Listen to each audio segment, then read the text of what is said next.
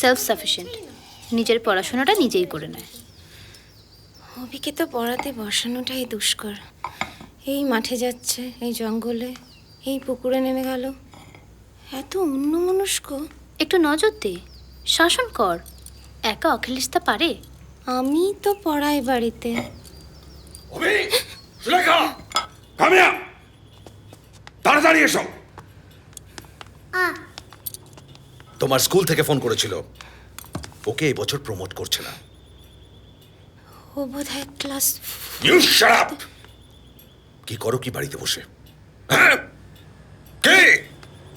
কি এই সব শুনতে হবে আমাকে? অখিলেশদা,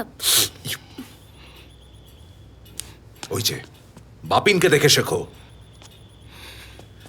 এরপর যদি বাড়ি ফিরে তোমাকে বই হাতে না দেখি, তোমাকে আর তোমার মাকে জুতো পেটা করব, মনে থাকে যেন।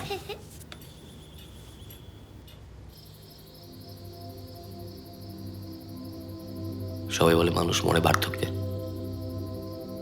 আমি বলি মানুষ শৈশবেই মারা যায়। আপনার কি এমন কেউ ছিল না যাকে জড়িয়ে ধরে শুলে আপনার ঘুম আসতো? আপনি আমার মার কথা বলছেন? খিদে, যৌনতা, আগ্রাসন, এই সব কিছুকে বাদ দিলে একজনই তো পড়ে থাকে। আমার মার ঠোকরানোর মতো জোর ছিল না ঠোঁটে।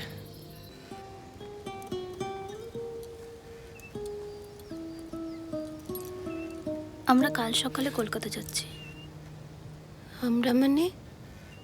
অভি, বাপিন, আমি আর অখিলেশদা।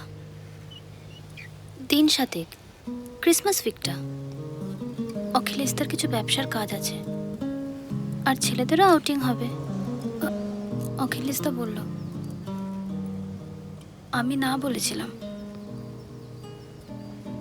তুই আমার আপন বোন ছোটি।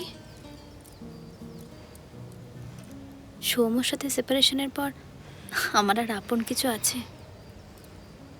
তুই তো সব বুঝিস। বাপিনের ফিউচার, অখিলেশদা যদি আমার পাশে না দাঁড়া।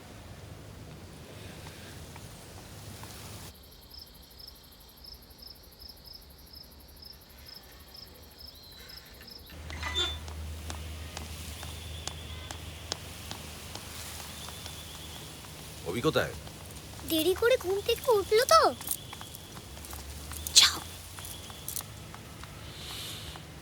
এখানে দাঁড়াও।